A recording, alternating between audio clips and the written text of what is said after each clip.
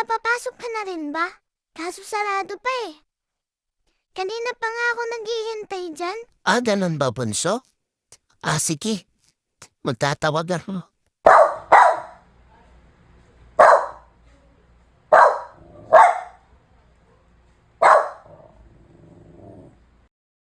Daddy, gising.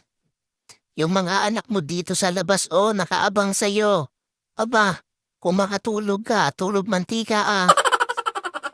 O ano, bunso? Talaga bang titingnan mo lang ako? Abay, tumulong ka naman. O siya, ikaw naman. Bilis! Daddy, gising na.